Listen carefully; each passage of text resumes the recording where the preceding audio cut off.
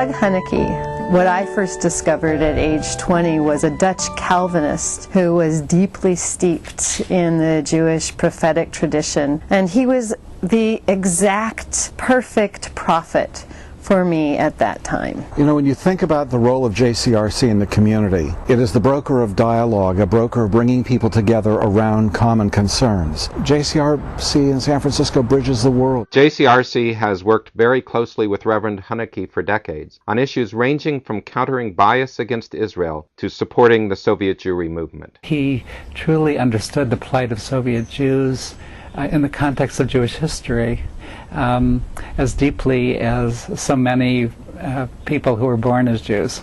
I tell all my Protestant friends and a few of the rabbis that understand me and love me anyway that I was a rabbi in another life. We were paired together in advance of a trip that we were invited to take to visit refuseniks in the former Soviet Union. Shelley Lewis and I went to the former Soviet Union together. We had a remarkable journey. And we had an interesting experience. We were arrested in Odessa. They arrested us en route to taking medicine to a refusenik woman whose baby was at great risk.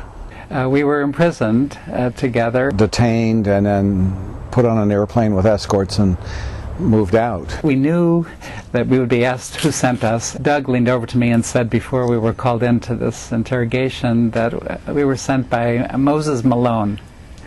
Moses Malone, who then became, in the words of our interrogators, Rabbi Moses Malone, who headed the Jewish Federation of San Francisco. We had KGB or militia people tracking us, and Shelley could care less. I felt no fear, and part of it was having Doug's company.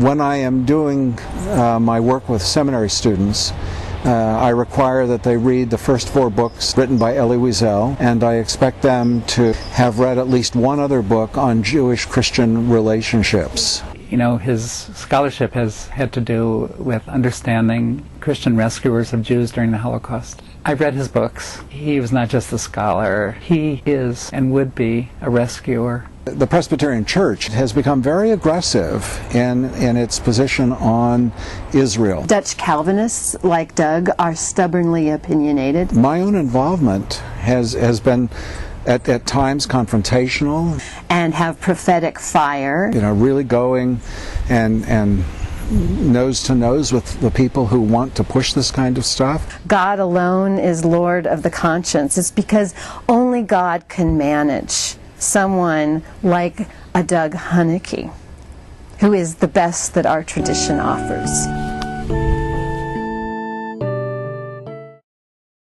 The Reverend Dr. Archer Summers is the senior minister at Palo Alto's First United Methodist Church. He also serves on the executive committee of Christians for Fair Witness on the Middle East, which advocates among mainline Christians for fairness on issues related to the Israeli-Palestinian conflict. My Uncle Harold had a tremendous influence on me. His conviction that we can, in fact, as I said, we can give birth to a new reality, and that we can do that together. That was that was a compelling message for me as a kid growing up. There's a certain element of anger towards Israel in mainline churches. It is part of an ideology. It's a political agenda, and it has become mainstream.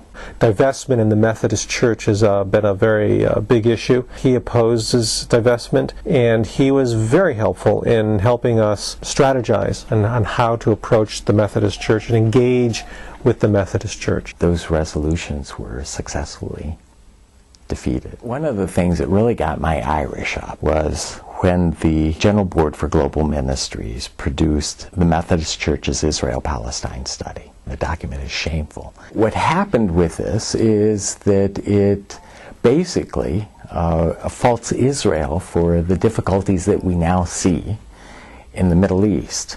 What they've done is they've rewritten, they've made it up.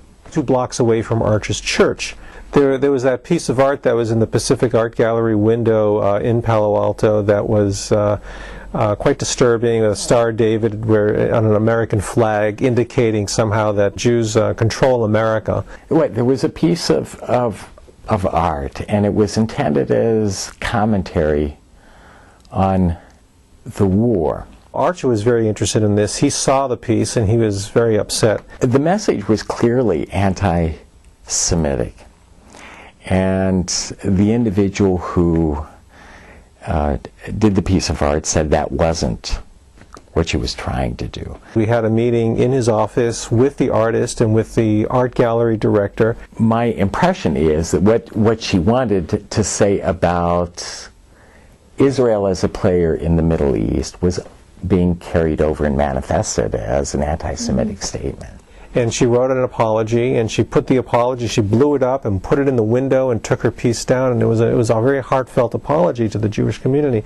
And I don't think that would have happened if Archer had not been part of the makeup. It was a very powerful moment. תודה. אני שמח לדבר איתכם. אני יכול לדבר עברית, אבל קצר מאוד. Betham started here. And if you go into our hallways here, there's a scroll of thanks from the synagogue for being its first home.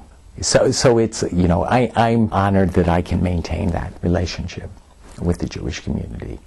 And that has been to some extent through the work of the JCRC.